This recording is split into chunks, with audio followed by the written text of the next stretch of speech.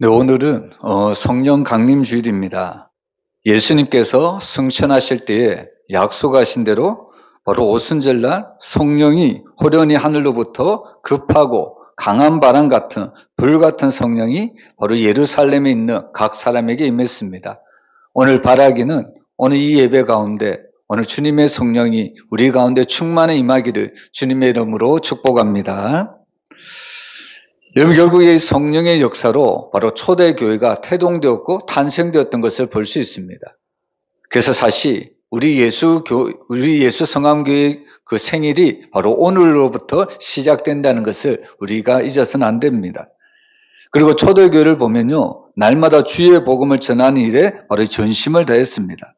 그래서 사도행전에 나타나는 것을 보면 바로 초대교회는 날마다 바로 부흥을 경험했던 그런 은혜의 교회였다는 것을 우리가 알 수 있습니다. 그래서 사실 사도행전에는 또 다른 별명이 붙어 있죠. 바로 사도행전을 성령행전이다 이렇게 부르고 있습니다. 성령의 역사로 말미암아 이런 엄청난 부흥을 우리에게 허락해 주셨다는 말씀입니다. 여러분, 우리는 이 초대교회와 한국교회의 부흥의 역사가 사람이 아니라는 것을 우리가 깨달았으면 좋겠습니다. 흔히 우리는 교회를 사람이 열심히 해야 된다, 사람이 세워야 된다. 물론 우리가 그렇게 생각할 수도 있지만 그건 오늘 우리가 말씀을 통해서 오직 교회의 부흥의 역사는 바로 성령 하나님이라는 것을 우리에게 분명히 말씀하고 있습니다. 그래서 오늘 우리는 성령님께서 과연 어떤 일을 하시는지 오늘 우리가 말씀을 통해서 은혜를 받도록 하겠습니다. 우리가 첫 번째로 성령은 죄를 깨닫게 하는 구원의 영이라는 것을 알 수 있습니다. 오늘 우리가 7절과 8절 우리 한번 다시 읽어보겠습니다. 그러나 내가 너희에게 실상을 말하노니 내가 떠나가는 것이 너희에게 유익이라. 내가 떠나가지 아니하면 보혜사가 너희에게로 오시지 아니할 것이요 가면 내가 그를 너희에게로 보내리니 그가 와서 죄에 대하여 의에 대하여 심판에 대하여 세상을 책망하시리라. 지금 예수님은 이 땅에 있는 제자들에게 말씀을 하십니다. 근데 그 말씀은 이상한 말씀입니다. 내가 떠나는 것이 너희에게 유익이라. 여러분, 예수님이 나와 함께 있는 것이 유익일까요? 아니면 예수님이 나를 떠나가는 것이 유익일까요? 여러분들은 어떤 것이 유익입니까? 여러분, 저에게는 예수님이 나와 함께 하는 것이 저는 유익이라고 생각을 합니다. 그런데 오늘 주님은 나의 생각은 뒤집는 이야기를 하시죠? 오히려 내가 떠나는 것이 너희에게 유익이라. 제자들로서는 도무지 이해가 되지 않는 그런 말씀을 주고 있습니다. 우리가 신앙생활 할 때도 정말 주님이 나와 함께 하시면 나는 모든 것을 다 할 수 있는 것 같이 느낄 수가 있습니다. 마치 예수님이 나의 삶에 동행하시면 나는 마치 천군만마를 얻은 것처럼 모든 것을 감당할 은혜, 모든 것을 감당할 믿음이 생기기도 합니다.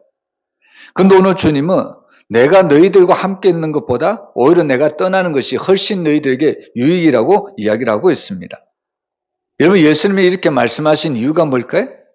내가 떠나야만 무엇이 온다고요? 바로 보혜사 성령님이 온다고 분명히 우리에게 알려주고 있습니다. 여러분, 예수님은 많은 이름을 가지고 있습니다. 여러분이 알고 있는 예수님의 이름, 어떤 이름을 알고 있습니까? 여러분, 우리는 예수님을 그리스도다, 메시아다, 주가 되신다. 우리는 예수님에 대해서 많은 이름을 우리가 알고 있습니다. 근데 그 예수님의 이름을 보면요, 우리가 때로는 생각하지도 않았던 이름이 등장하고 있습니다. 여러분, 예수님의 이름은 보혜사라는 것을 믿으시길 바랍니다. 오늘 우리가 읽었던 교동문 중에 이런 내용이 있죠? 내가 너희들 떠나가야만 또 다른 보혜사를 하나님께서 보내주시겠다는 말씀이 있습니다. 또 다른 보혜사라면 예수님 자신도 보혜사라는 의미입니다. 여러분, 결국 오늘 예수님은 자신이 떠나가고 바로 하나님이 약속하신 대로 바로 보혜사, 헬라어로 말하면요, 파라클레토스, 바로 이 성령님을 우리 가운데 보내주셨습니다. 그래서 우리는 이 성령님의 뜻을 잘 알고 있는 거죠.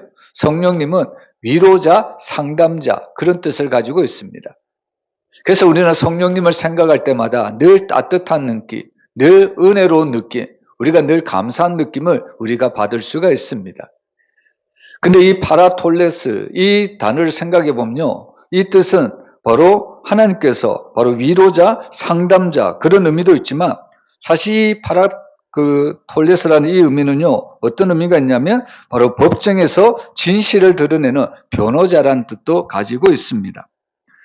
여러분, 결국 우리가 이 세상을 살아갈 때 정말 하나님께서 마지막 법정에서 우리를 세우실 것인데, 과연 우리의 죄를, 우리의 의에 대해서 모든 것을 변호하신 분은 바로 예수님, 바로 성령 하나님이 그 일을 하신다는 것을 우리에게 분명히 말씀하고 있습니다. 그래서 예수님께서는요, 내가 떠나가는 것이 너에게 유익이다. 왜냐하면 내가 떠나가야만 또 다른 보혜사, 성령님이 너희 가운데 오실 것이다. 이런 이야기를 하고 있습니다. 그러면 저는 오늘 이 예수님의 말씀에 또 다른 기대를 가질 수 있습니다. 예수님이 떠나가시고 또 다른 보혜사, 성령님이 오시면 이 성령을 통해서 하나님이 나에게 크신 은혜를 주실 것이다. 저는 그런 기대를 가질 수 있습니다. 근데 오늘 놀랍게도 오늘 말씀을 보면 8절을 보면요, 성령님이 오시면요, 그가 와서 죄에 대하여, 의에 대하여, 심판에 대하여 세상을 책망하신다고 이야기합니다. 우리가 기대했던 성령님은 나에게 오셔서 복을 주시고 은혜 주시고 나의 모든 것을 형통케 해주실 것이라고 우리는 기대했는데, 오히려 성령님께서 하신 일에 대해서 보니까 그는 죄에 대해서, 의에 대해서, 심판에 대해서 바로 세상을 책망하신다고 이야기하고 있습니다. 어떻게 보면 오늘 이 말씀 속에 우리의 기대가 완전히 무너질 수가 있습니다. 여러분, 우리가 신앙생활하는 첫 번째 목적이 뭘까요? 많은 성도들이 신앙생활의 첫 번째 목적이 복을 받기 위함입니다. 하나님의 은혜를 받아 세상에서 성공하기 위함입니다. 늘 세상에서 형통한 삶을 살기 위해서 신앙생활을 할 때가 너무 많습니다. 내가 그런 목적으로 하나님을 믿었는데 오히려 하나님은 우리에게 성령님을 보내주셨는데 우리에게 복을 주시는 것이 아니라, 우리의 삶이 형통케 하시는 것이 아니라 그 성령님이 죄에 대해서, 의에 대해서, 심판에 대해서 세상을 바로 책망한다고 이야기를 하고 있습니다. 여러분, 인간적으로 보면 우리들의 기대가 완전히 무너져 내리는 순간입니다. 그런데 오늘 하나님이 우리에게 주시는 모든 말씀은 우리가 은혜로 받을 수밖에 없습니다. 여러분, 성령님께서 우리에게 오셔서 이런 역할을 하시지만 그러나 사실 성령님은 우리의 숨겨진 죄를 드러내어서 우리가 그 죄를 스스로 인정할 수밖에 없게 만든다는 그 사실이 우리에게는 도리어 은혜라는 말씀입니다. 여러분, 예수님이 말씀하신 이 성령의 첫 번째 사역이 뭐냐면 바로 위로가 아니라 죄에 대한 책망입니다. 여러분, 왜 성령님이 오셔서 첫 번째로 하시는 일이 우리에 대해서, 우리의 죄에 대해서 책망을 하실까요? 여러분, 나와 관계하는 사람들을 보세요. 여러분, 나와 관계하는 사람들, 자기의 죄를 순순히 인정하는 사람들을 봤습니까? 여러분, 대부분 사람들은 자기의 죄를 인정하지 않습니다. 자기의 죄를 너무나도 많이 합리합니다. 그리고 자기가 혹시라도 죄를 지으면 자기 탓이 아니라 남 탓으로 돌릴 때가 너무 많습니다. 그리고 자신은 스스로 괜찮다고 여길 때가 너무나도 많은 거죠. 그래서 오늘 성령님께서 우리 가운데 오시면 첫 번째 하시는 일이 뭐냐면 너는 괜찮지 않다는 겁니다. 내가 하는 모든 것들이 죄라는 것을 분명히 우리에게 밝히고 있습니다. 우리가 성경을 보면 믿음의 사람 다윗이 나옵니다. 근데 그 다윗조차도 밧세바를 범하고 그 남편 우리아를 죽게 만든 후에도 아무 일도 없다는 듯이 잘 살고 있습니다. 왕으로서 편안하게 살아가고 있습니다. 겉으로 보면 다윗은 아무 문제가 없어 보입니다. 근데 사실 오늘 이 다윗에게 누가 찾아오냐면 하나님이 보내신 나단이 찾아옵니다. 여러분, 근데 이 나단은 다윗의 죄를 직접 지적하지 않습니다. 대신 나단은 이 다윗에게 한 가지 이야기를 들려줍니다.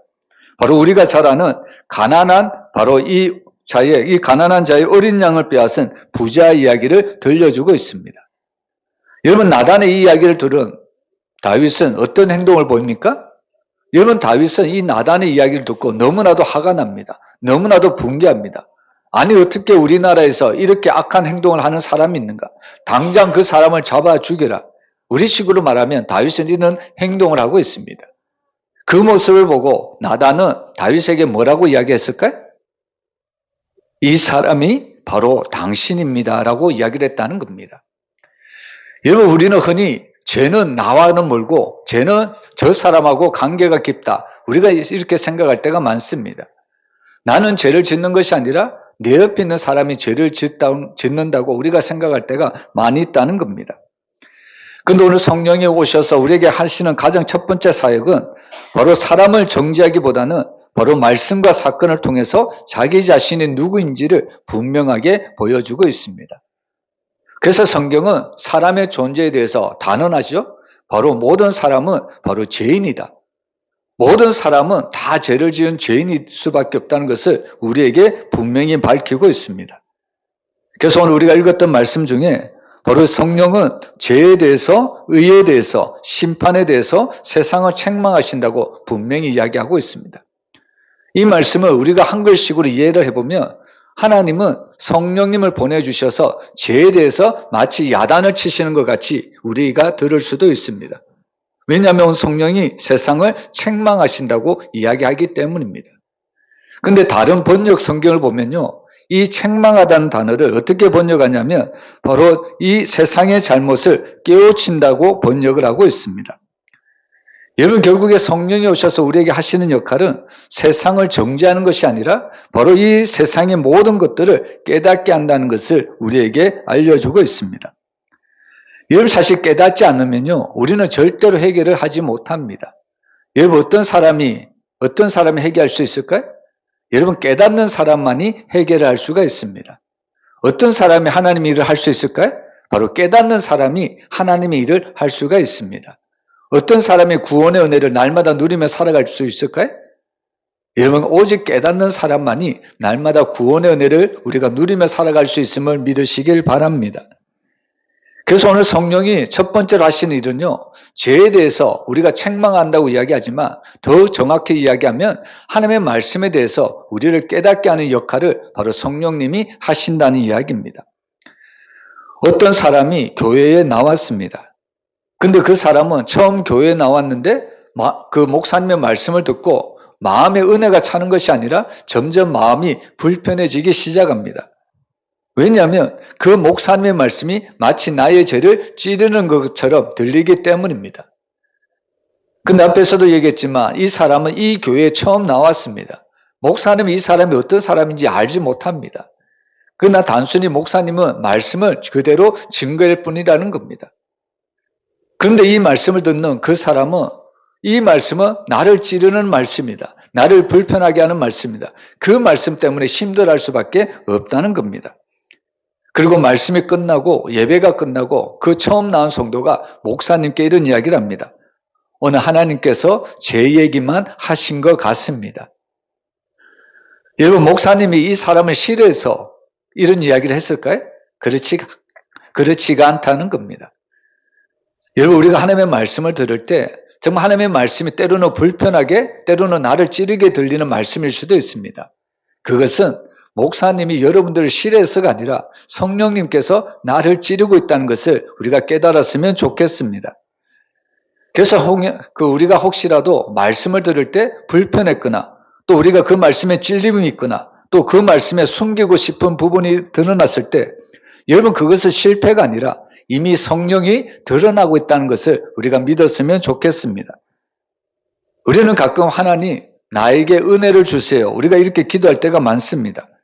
그러나 하나님은 우리에게 은혜를 주기 전에 먼저 성령님을 통해서 너의 모든 죄를 먼저 해결하고 우리의 양심을 깨울 때가 너무나도 많습니다. 여러분, 사실 우리가 깨어나지 않으면요, 우리가 이런 죄를 통과하지 않으면요, 하나님이 주신 그 모든 은혜도 헛될 수밖에 없습니다. 여러분, 그래서 오늘 성령님은 우리를 정죄하기 위해서 오신 분이 아니라 바로 죄를 깨닫게 하시는 분입니다. 결국 성령님은 죄를 깨닫게 하기 위해서 바로 예수님의 그 구원으로 우리를 찾아오셨다는 것을 우리가 잊어서는 안 됩니다. 그래서 성령은 또 다른 말로 하면요, 구원의 영입니다. 죄를 깨닫는 자는 죄를 회개할 수밖에 없고, 그리고 깨닫는 자는 예수를 믿을 수밖에 없습니다. 그래서 오늘 성령님은 우리의 죄를 정죄하기 전에 먼저 우리 심령 가운데 죄를 깨닫게 하시고 또 그 죄를 회개하게 하시고 결국에는 예수를 믿어 구원케 하시는 놀라운 은혜를 성령님께서 하십니다. 여러분, 오늘 이 시간에 성령님을 나의 마음속에 초청하여 성령님이 주시는 그 구원의 은혜를 날마다 누리며 살아가기를 주의 이름으로 축원합니다. 그리고 두 번째로 오늘 이 성령님은 예수님을 주로 시인하게 하신다고 말씀합니다. 우리 고린도전서 12장 3절 우리 한번 같이 읽어보겠습니다. 그러므로 내가 너희에게 알리노니 하나님의 영으로 말하는 자는 누구든지 예수를 저주할 자라 하지 아니하고 또 성령으로 아니하고는 누구든지 예수를 주시라 할 수 없느니라. 여러분, 우리는 항상 우리의 고백 속에 예수님은 나의 주님이십니다, 이런 고백이 있어야 합니다. 여러분, 사실 이 고백은 우리의 인간의 결심에서 나온 고백인 것 같지만 오늘 말씀에 보면요, 오직 성령을 통해서만 예수님이 나의 주님이십니다, 예수님이 나의 주인이십니다, 이렇게 고백할 수밖에 없습니다. 여러분, 여기서 나오는 주라는 헬라어 키리오스는 단순한 존칭이 아닙니다. 여러분, 여기서 말하는 키리오스, 주님이라는 뜻은요, 이 당시 로마 시대에 가이사 황제에게만 사용되는 그런 단어였습니다. 여러분, 결국에 이 주라는 뜻은 황제의 절대적인 권위와 절대적인 소유권을 의미하는 단어가 키리오스라는 단어입니다. 그래서 사실 로마 시대 백성들은 황제를 보고 뭐라고 고백하냐면 가이사는 신이십니다, 가리사는 주님이십니다, 당신은 하나님의 아들이십니다, 이런 고백을 했다는 겁니다. 여러분, 이런 고백이 있어야만 로마 백성들은 이 당시 살아갈 수가 있었습니다. 근데 거기에 비해서 초대교회 그리스도인들은 절대로 이런 고백을 할 수가 없었습니다. 우리가 사실 요한계시록을 보면요, 하나님을 믿는 성도들이 엄청난 핍박을 당합니다. 때로는 맹수의 밥이 되고 때로는 하형에 당하기도 하고 엄청난 고통을 당하고 있습니다. 여러분, 그러면 이 초대교회 시대 때 또 계시록에 살아갔던 모든 성도들 왜 이런 핍박을 받아야 됐을까요? 가장 강력한 원인이 뭐냐면 이 초대교회, 바로 계시록에 있는 모든 성도들은 이 로마 황제에 대해서 당신은 신의 아들입니다, 바로 이런 고백을 하지 않았기 때문입니다. 여러분, 이런 고백을 하지 않은 결과 이 로마 시대에 살아가는 모든 그리스도인들은 바로 맹수의 밥이 되고 하형장에 끌려가기도 하고 또 자신의 모든 재산도 다 몰수를 당했다는 이야기입니다. 그럼에도 불구하고 오늘 이 계시록에 있는 모든 성도들은요, 결코 이 황제를 바로 키리오스, 주님이라고 이야기할 수가 없습니다. 왜냐하면 그들에게 있어서 정말 진짜 주님은 예수님밖에 없기 때문입니다. 그래서 그들은 항상 고백을 하죠. 예수님만이 나의 주님이십니다, 예수님만이 나의 주인이십니다, 예수님만이 나의 삶의 모든 전부가 되십니다. 여러분, 이 고백이 바로 그리스도인들에게 있었다는 이야기입니다. 때때로 우리는 신앙생활을 하면서 믿음을 어떻게 이해를 하려고 하냐면 바로 지식으로 우리가 믿음을 이해하려고 할 때가 많습니다. 때때로 믿지 않는 자들에게도요, 우리가 복음을 전하다 보면 그 사람들도 이런 이야기를 합니다. 나도 예수가 누군지 안다. 안 믿는 사람들도 그런 이야기를 하거든요. 근데 여러분, 성경이 말하는 믿음은요, 아는 것이 아니라 정말 주인이 누구이신가를, 바로 주인이 바뀌는 그 사건이 참된 신앙생활이라는 것을 우리가 잊어서는 안 됩니다. 그래서 사실 진짜 신앙은 지식이 아니라 내 인생의 주인이 누구이신가, 바로 인생의 주인이 바뀌는 것이 바로 참된 신앙의 모습입니다. 우리가 잘 아는 이 마태복음 16장을 보면 예수님이 제자들에게 묻습니다. 너희들은 나를 누구라고 하느냐? 그때 제자들은 이런저런 이야기를 합니다. 그때 베드로가 나서서 정확한 대답을 하죠. 주는 그리스도시요 살아계신 하나님의 아들이십니다. 여러분, 오늘 우리가 이 고백을 다시 했으면 좋겠습니다. 제가 질문을 던지면 이 고백을 우리 함께 소리내어서 함께 고백을 하겠습니다. 너희들은 나를 누구라 하느냐? 다시 한번 우리 한번 고백해 보겠습니다. 주는 그리스도시요 살아계신 하나님의 아들이십니다. 여러분, 이 고백이 날마다 우리 입술에 있었으면 좋겠습니다. 여러분, 사실 이 베드로의 고백은 완벽한 고백입니다. 근데 오늘 예수님은 바로 이 베드로의 고백을 듣고 바로 마태복음 16장 17절에서 이렇게 이야기합니다. 우리 한번 같이 읽어보겠습니다. 예수께서 대답하여 이르시되 바요나 시몬아 내가 복이 있도다. 이를 내게 알게 한 이는 혈육이 아니요 하늘에 계신 내 아버지시니라. 여러분, 어떻게 보면 베드로의 지식에서 이 믿음의 고백이 나온 것 같은데 오늘 예수님은 베드로의 지식에서 이 고백이 나온 것이 아니라 바로 하나님의 계시, 바로 성령의 역사로 바로 이 고백이 나왔다는 것을 분명히 우리에게 말씀하고 있습니다. 그러면서 오늘 예수님은 계속해서 말씀을 이어가죠. 여러분, 오늘 예수님께서 이 베드로에게 하신 이야기는 뭐냐면 바로 이 베드로가 얼마 지나지 않아 바로 예수님의 십자가를 가로막는, 어떻게 보면 사단의 하수인 같은 그런 역할을 하게 될 것이라는 것을 분명히 우리에게 알려주고 있습니다. 여러분, 어떻게 이렇게 진실하게 고백을 한 이 베드로가 조금 있어 이 예수님의 베드로를 3번씩이나 모른다고 부인하고 도망을 쳐야 했을까요? 여러분, 그것은 무슨 이유냐면 그 베드로의 고백은 있었는지는 모르겠지만 여전히 그의 삶의 주권은 변하지 않았다는 겁니다. 겉으로 보면 그의 삶의 주권은 예수님께 넘어가는 것 같이 보이지만 그의 삶의 전부를 보면 여전히 그의 삶의 주인은 예수님이 아니라 그 자신이었다는 것을 우리가 알 수가 있다는 이야기입니다. 그래서 사실 우리는 주는 그리스도시요 살아계신 하나님의 아들이십니다. 여러분, 이 고백이, 신앙 고백이 너무나도 중요하지만 더 중요한 것은 우리 삶의 모든 전 영역에서 바로 예수님이 나의 삶의 주인이 되신다는 것을 우리가 믿고 맡기는 것이 훨씬 더 중요합니다. 여러분, 그렇게 넘어질 수밖에 없었던 이 베드로도요, 바로 오순절날 성령이 임하자 놀랍게 그의 삶이 변화되는 것을 우리가 알 수 있습니다. 사도행전 2장 36절을 보면요, 그런즉 이스라엘 온 집은 확실히 알지니 너희가 십자가에 못 박은 이 예수를 하나님이 주와 그리스도가 되게 하셨느니라 하니라. 여러분, 예수님이 십자가를 지실 때 베드로는 너무나도 두려워 떨었습니다. 심지어는 예수님을 모른다고 3번씩이나 부인하고 도망쳤던 연약한 사람들입니다. 그랬던 베드로가 바로 성령을 임하고 나자 그거 어떻게 됩니까? 이제 베드로는 그 유대인의 관리와 종교 지도자들 앞에서도 떳떳하게 당당하게 바로 두려움 없이 예수님이 나의 주님이다, 이렇게 선포를 하고 있다는 이야기입니다. 여러분, 이것은 베드로의 믿음이 어떻게 보면 자신의 믿음이 강해진 것이 아닙니다. 베드로를 이렇게 외칠 수밖에 없었던 것은 바로 성령이 이 베드로의 모든 삶을 완전히 사로잡았기 때문입니다. 그래서 사실 우리가 이 땅을 살아갈 때도, 우리가 전도를 할 때도요, 정말 우리 입술에서 담대히 복음을 나올 수 있는 것은 우리 힘이 아닙니다. 성령의 은혜가 있어야만, 성령의 역사가 있어야만 우리는 주가 그리스도가 되신다는 것을 담대히 증거할 수가 있다는 이야기입니다. 그래서 오늘 이 베드로도 예수님의 십자가를 지기 전에, 그리고 예수님이 부활하신 후에 그의 삶을 보면요, 완전 하늘과 땅 차이의 모습을 우리에게 증거하고 있습니다. 우리가 고린도전서 12장을 보면요, 특별히 고린도전서 12장은 은사에 대한 장입니다. 근데 오늘 이 사도 바울은 은사를 말하기 전에 누가 진짜 성령의 사람인가를 먼저 밝히고 있습니다. 그리고 성령의 사람의 기준이 무엇인가 하면 바로 예수를 주로 시인하는가, 이것이 바로 성령의 사람인가, 바로 이것을 우리에게 가르쳐주고 있다는 이야기입니다.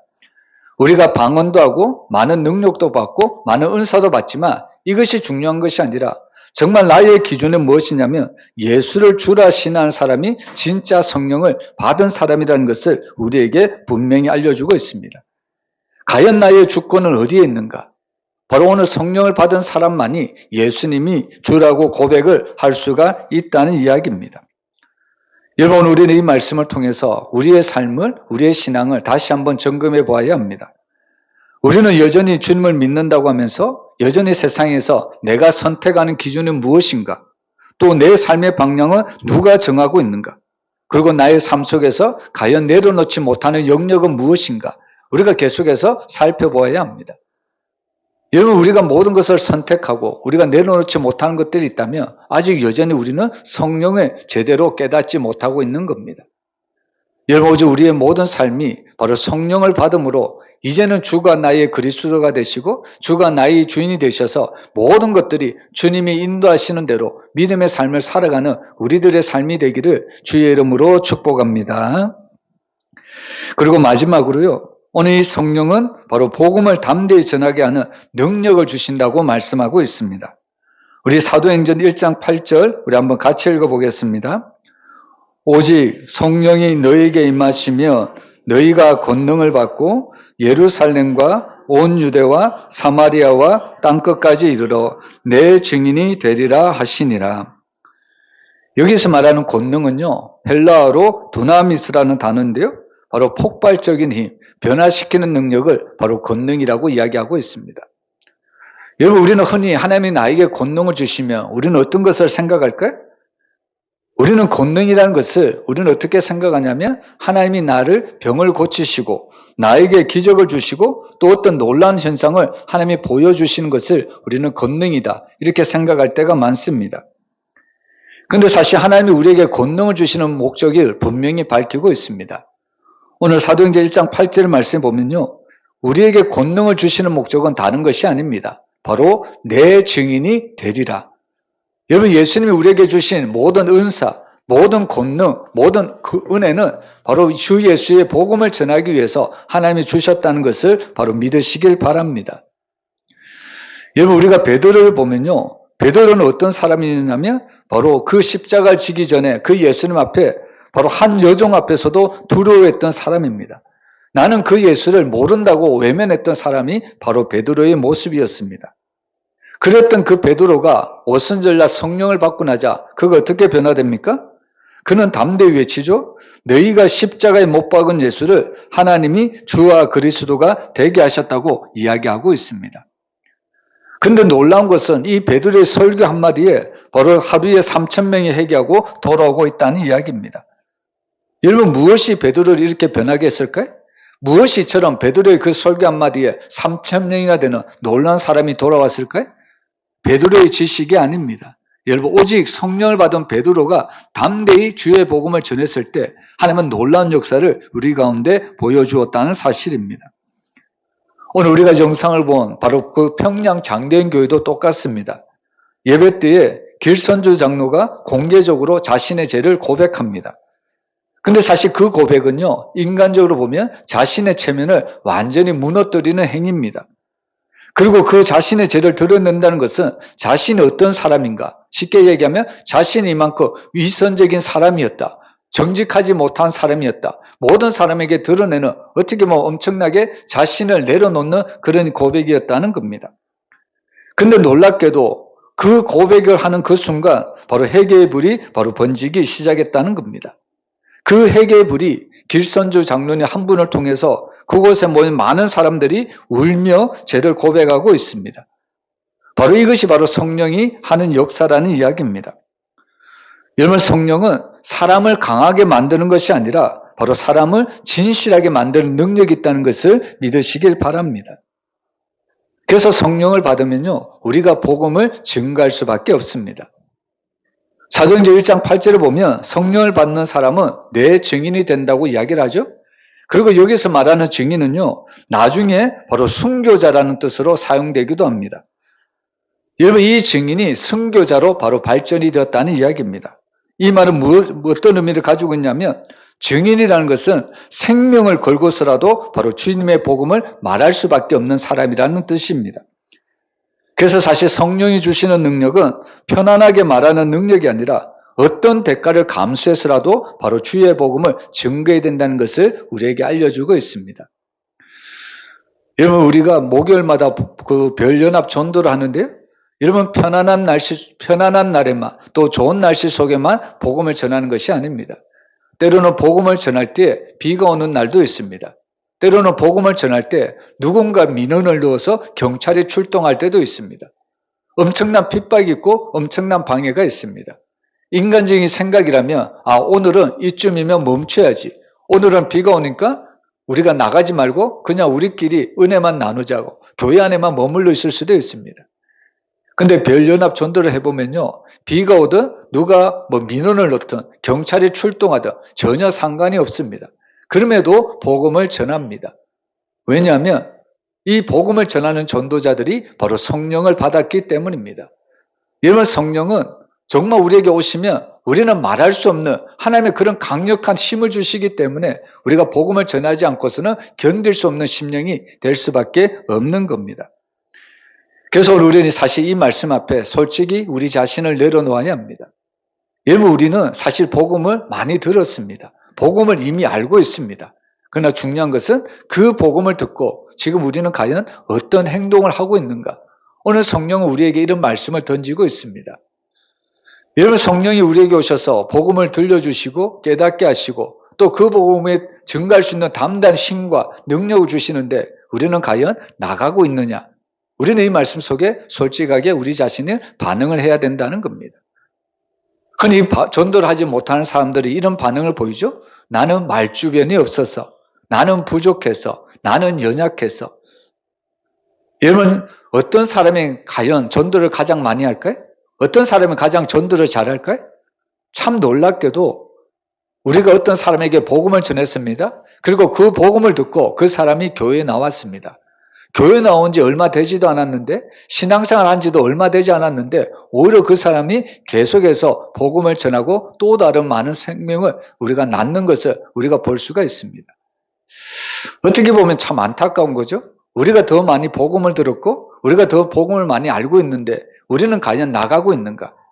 거기에 비해서 복음을 처음 들은 사람은 계속해서 복음을 듣고 복음을 전하고 또 계속해서 자신과 같은 많은 사람들을 교회에 데리고 오고 있는 것을 우리가 볼 수가 있는 겁니다. 여러분, 오늘 우리 교회가 다시 한번 이 복음 앞에 우리가 솔직하게 반응했으면 좋겠습니다. 여러분, 복음이라는 것은 단순히 우리가 예수를 믿으면 구원받는다, 단순한 지식을 던져주는 것이 아닙니다. 성령이 우리에게 복음을 주시는 것은 이 생명이 우리가 전하지 않고서는 나와 관계하고 있는 모든 자들이 죽을 수밖에 없다는, 어떻게 보면 엄청난 사망 선고가 같다는 것을 우리가 깨달았으면 좋겠습니다. 그래서 사실 우리가 관계하는 모든 자들에게 우리가 복음을 전해야 될 사명이 있다는 것을 오늘 우리는 성령님을 통해서 깨달을 수가 있습니다. 여러분, 결국 성령님께서 오늘 말씀을 통해서 하시는 일은요, 바로 성령님을 통해서 우리는 바로 죄에 대해서 깨닫게 하시는 역할을 하시고요. 그리고 그 성령님은 예수 그리스도가 우리의 주가 되신다는 것을 분명히 선포하고 또 성령님이 오시면 바로 이 복음을 담대히 증거할 수 있다고 우리에게 말씀하고 있습니다. 여러분, 결국에 이 성령님의 역사를 통해서 바로 교회가 세워지는 겁니다. 교회는 바로 사람들이 움직이고 사람들이 세워가는 것 같이 보여도요, 여러분, 교회는 오직 성령님께서 교회를 세워가신다는 것을 우리가 잊어서는 안 됩니다. 그래서 항상 우리 교회가 기도해야 되죠. 바로 우리 교회는 성령이 충만한 교회, 성령의 이끌림을 받는 교회, 성령에 의해서 날마다 복음을 전하는 교회, 우리 교회가 정말 그런 교회가 되었으면 좋겠습니다. 여러분, 오늘 우리가 이 성령님 하시는 일에 대해서 들었는데요, 오늘 이 성령님이 하시는 일에 대해서 우리가 정말 그 성령님을 받고 날마다 성령의 충만함으로 날마다 주님의 교회를 세우고 또 이 지역에 죽어간 영혼들을 살려내는데 우리가 쓰임받는 성령의 성도들이 되시기를 주의 이름으로 축원합니다.